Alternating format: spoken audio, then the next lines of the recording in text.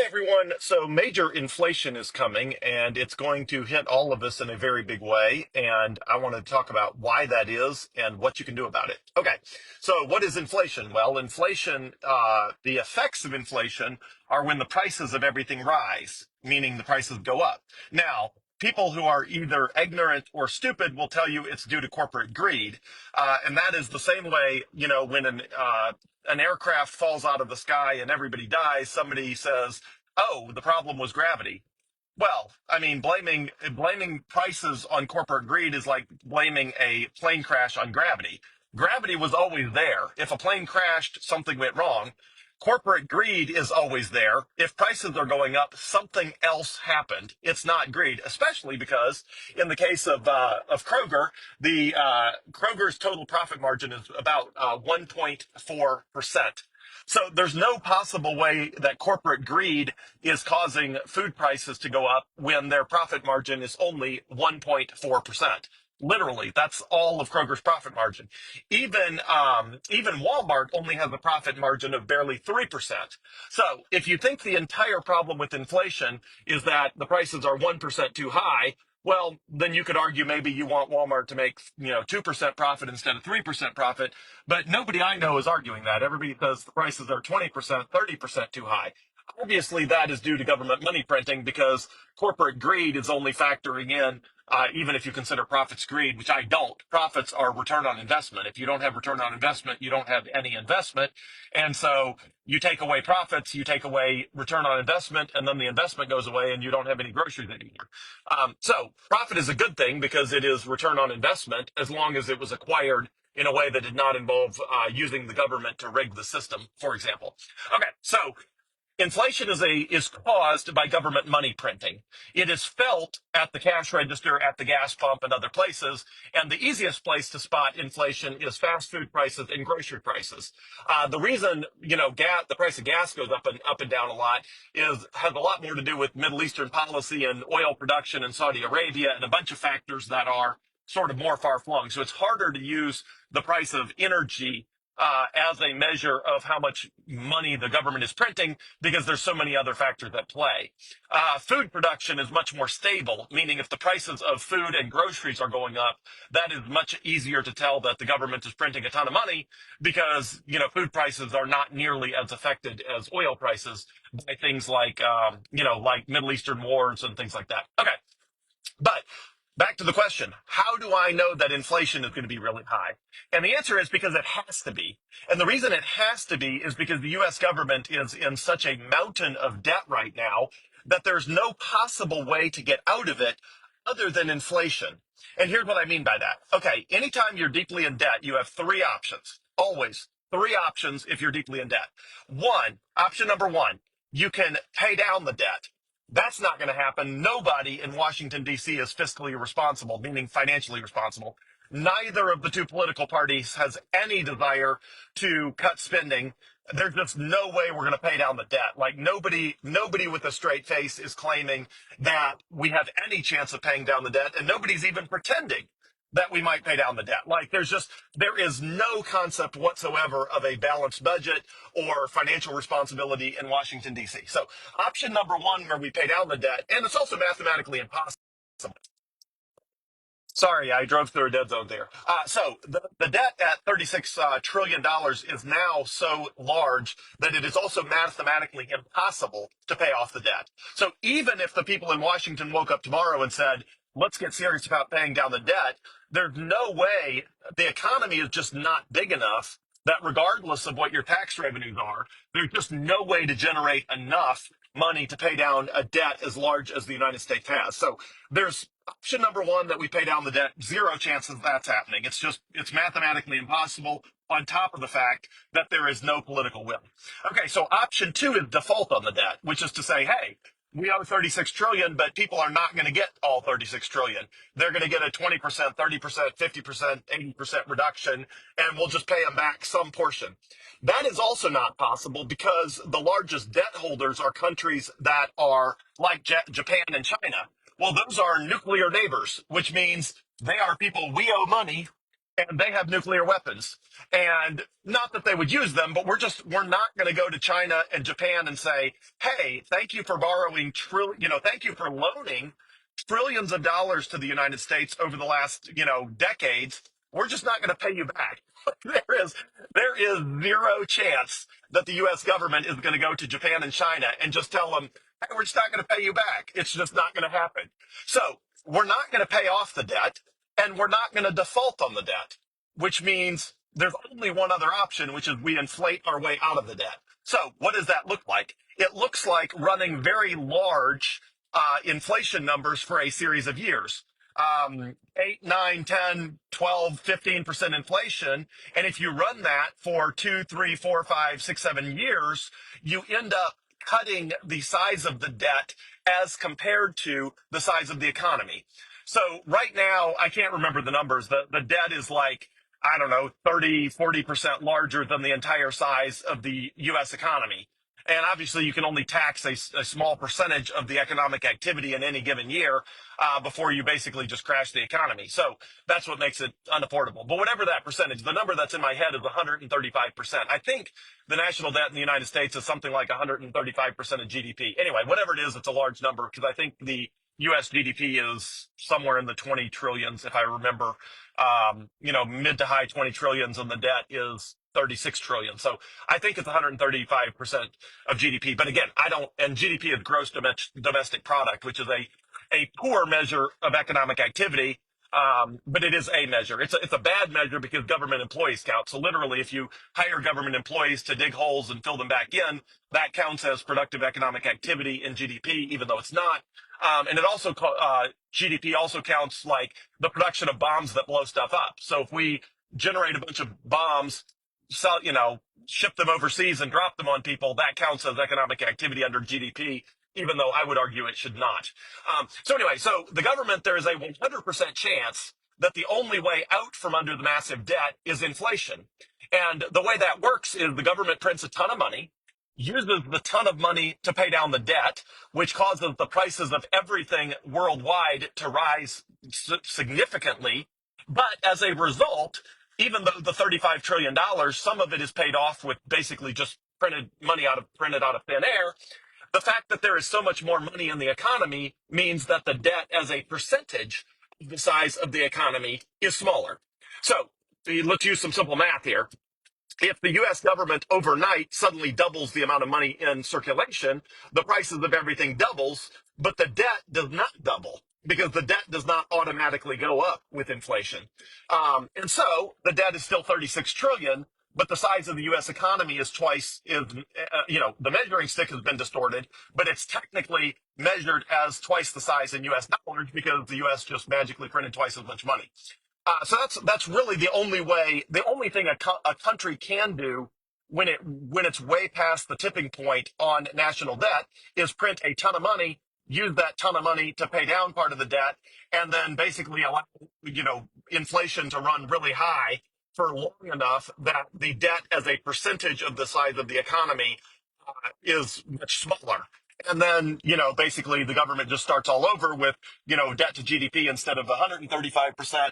They run really high inflation until the debt to GDP is maybe 75%. And then everybody, parties for another 10 or 20 years and then they do it all over again.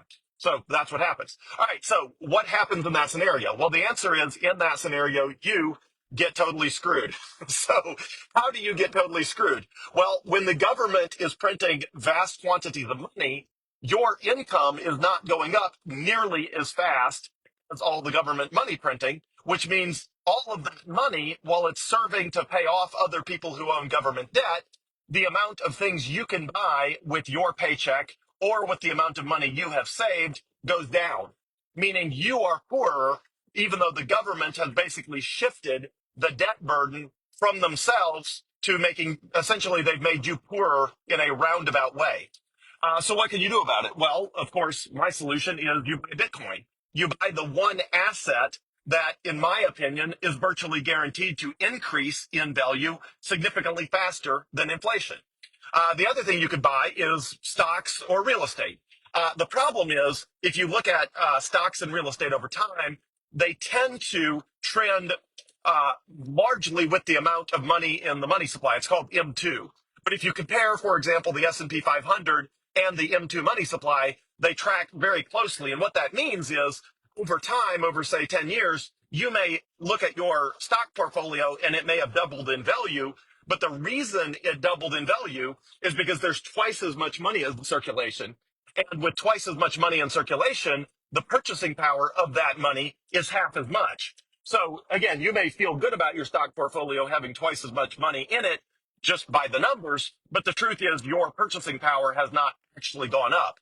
Or maybe it goes up a little, but it doesn't go up anywhere close enough to keep pace with the lifestyle you want to have. So from all my research in a million different ways, a million different things, the only conclusion I came up with, or I didn't come up with, that a million other people came up with that I agree with, is that the only way to mitigate the effects of inflation and stay ahead of inflation is to buy an asset that nobody in the world can print more of, that nobody can create more of. And the only asset that meets that criteria, literally the only asset in the entire world that is absolutely scarce, is Bitcoin. Every other asset you can make more of. Gold, like the yellow rock, the actual precious metal or supposedly precious metal gold, about 2% more gold comes out of the ground every single year, which means every 36 years, the amount of gold in the total amount of gold in the world that humans have access to doubles every 36 years. So if you buy gold and you sit on it, you may be hoping it goes up, but in 36 years, there will be twice as much gold in the world, which means the amount of gold you own as a percentage to all the gold in the world is going to be half as much. Now, there's a chance that the demand for gold will go up faster, and therefore the price of gold will be higher. And then there may be a good chance that happens. But you're always trying to catch up and stay ahead of that constant 2% increase in the total volume of gold, or the total amount of gold in the world. So if you buy gold, you're always trying to stay ahead of that 2% constant production of new gold that gets dug out of the ground. If you buy real estate, you have to pay property taxes. You got to pay, rent. You got to pay upkeep. You got to hope you bought real estate in the right place. There's a lot of expenses that come with real estate that makes it hard. And plus, everybody's trying to create more real estate, which the more real estate there is, the less your real estate has value. So even with real estate, you're constantly trying to stay ahead of people that are constantly making more real estate. Same with stocks. If the price of any stock goes high enough, the company that issues the stock can issue more of it. So if the price of Apple or Amazon or Google or Tesla or Facebook or Nvidia gets, high, those companies can just issue more of that exact same stock, meaning the stock you own is now part of a diluted pool, meaning it's the percentage of the company you own goes down because they issue more stock. In the case of Bitcoin, Bitcoin does not work that way. There will only ever be 21 million Bitcoin, which means if you own, let's call it right now, the price of Bitcoin is $66,400. If you own $664 of Bitcoin, that means you own 1% of one Bitcoin because there's 21 million. And $664 would buy you 1% of one Bitcoin. The same way $6,640 would buy you 10% of a Bitcoin. The same way $66,400 would buy you a whole Bitcoin. So if you own, let's say, $664 of Bitcoin, you have 1% of one Bitcoin. 1,000 years from now, you will still own 1% of one Bitcoin. Because there's no way that there will ever be more than 21 million Bitcoin, you're guaranteed that if you own 1% of one Bitcoin or 10% of one Bitcoin or multiple Bitcoin, no matter how much you own, there's no possible way for anyone to make more of it over time, which means there's no possible way for someone to dilute the value you own. As a result, when the government is printing vast amounts of money out of thin air, your Bitcoin is finite. Your Bitcoin is scarce. And that means your Bitcoin, assuming that, the value and utility of Bitcoin remains the same or increases, which I believe it will be much higher in the future because only a few percentage points of the world even own Bitcoin at all. And my prediction is long term, it will be the new monetary system of the world, and each Bitcoin will be worth more than $1 million per coin.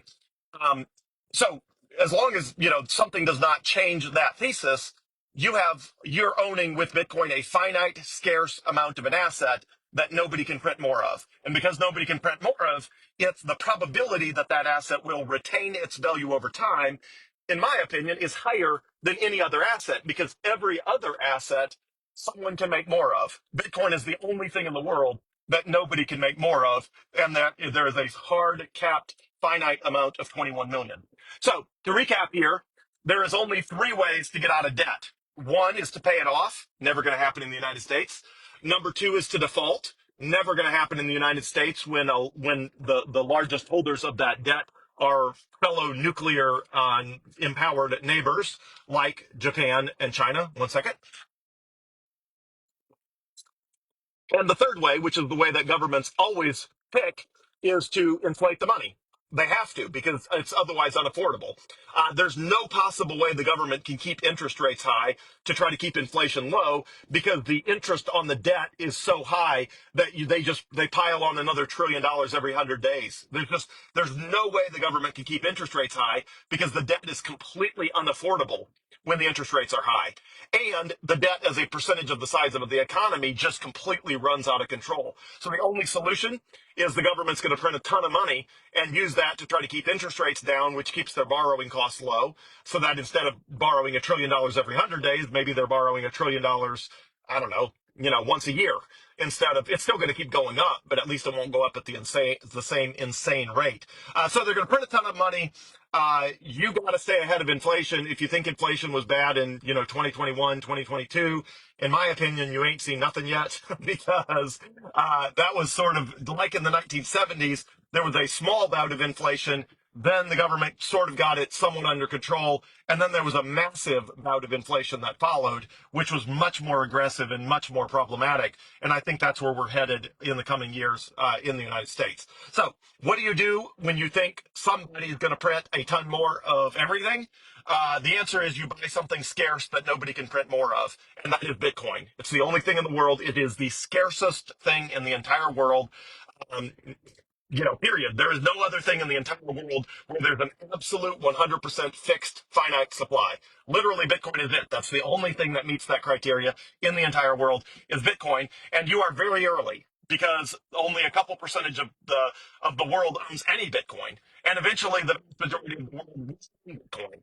And so, Bitcoin's going to be like Facebook. I don't know. Facebook has like 3 or 4 billion users. It's like half of the world's population. And the people who think they're late to Bitcoin are the people who thought they were late to Facebook when the only people that could use it were like Ivy League students with a .edu email address. So, we're in the same situation where the vast majority of the world will adopt Bitcoin. They have not. Only a few percentage points of the world has adopted Bitcoin at all.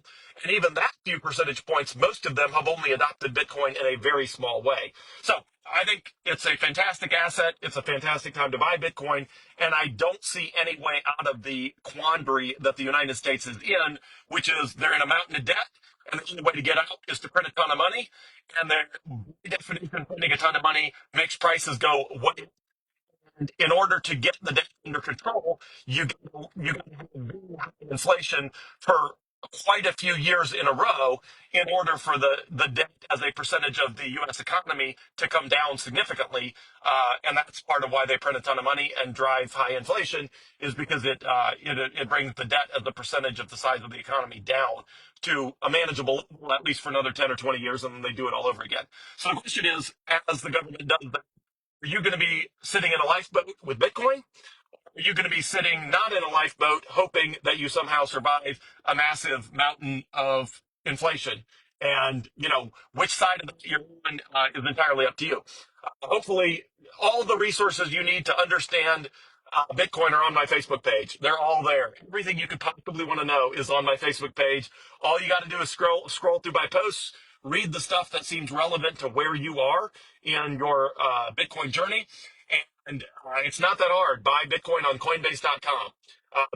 That is the best platform, Coinbase.com. Also, I'll give you free Bitcoin if you're just like I don't know where to start. I don't know how to do this. I don't want to buy the wrong thing. Text me the word Bitcoin, Bitcoin. Text me the word Bitcoin to 601-207-0813. That number again, 601-207-0813. You can also message me on Facebook. Just message me the word Bitcoin on Facebook Messenger. If you do that, just make sure you're interacting with the real me, which is the person posting these videos. Don't just like randomly look up the name Joel Baumgar and then pick a random profile, because now and then fake profiles pop up, and I certainly want to make sure you're not, chatting with a scammer. So if you do message me on Facebook, message me and just make sure you're messaging this profile, which is the real profile. But message me the word Bitcoin. I'll send you $30 of free Bitcoin. Whether you send that to me on text message or whether you send that to me by Facebook Messenger or email me, heck, joel@joelbaumgar.com. That's JOEL at JOELBOMGAR.com. You can email me the word Bitcoin. I'll send you $30 of free Bitcoin. The reason I do that is it makes it super easy to on ramp to onboard to Bitcoin. So if your phone number is already connected to Coinbase, I can send you $30 super easily. If it's not, I will ask you for your email address via text message or messenger or whatever, because Coinbase will let you send Bitcoin to an email address, literally anyone's email address. And in order to redeem the Bitcoin, all you have to do is create an account on Coinbase, and then you have to authenticate your identification. So you have to upload your driver's license to prove that you're a real human, and that is a requirement of the U.S. government. That is not unique to Coinbase. It is a requirement of the U.S. government. Any financial application is required to do AML KYC, which is anti-money laundering, know your customer laws, which is they're all required to check your identification and make sure you're a real human and that you're a U.S. citizen and things like that. So that Coinbase requires you to do that to redeem the Bitcoin. But as soon as you do that, not only do you have $30 of free Bitcoin from me, you also have, exactly what to buy more Bitcoin. You're already authenticated in Coinbase. And if you want to buy more Bitcoin, you can do that with a debit card, or you can link Coinbase to your bank account, or they make it super easy to buy more Bitcoin. So I'm happy to give $30 of free Bitcoin to anyone who doesn't have any, or anyone who's not sure where to start, or anyone who thinks they have an old Coinbase account, but they haven't logged in for a long time and they're not sure how to restart. So if any of those definitions are you, I am happy to send you $30 of free Bitcoin to sort of get you jump started in a way that you're pointed in the right direction. Happy to do that. So anyway, let me know if I can be of assistance. I think Bitcoin is by far the best hedge and solution against inflation, and I don't see any path forward for the United States other than a whole lot of inflation, and I don't see any way for the average person like me and you to mitigate the impacts of that other than Bitcoin. It is basically with Bitcoin, you're sitting in a life raft that will keep your head above water. And I just don't know anything that does that as well as Bitcoin. And if somebody took Bitcoin, if somebody said you got to do it a way that's not Bitcoin, I don't even know where I'd start, because I have not found any other asset class that behaves like Bitcoin, is as reliable as Bitcoin, is as certain as Bitcoin, and is as safe as Bitcoin. And again, every other asset class, someone somewhere can make more of it.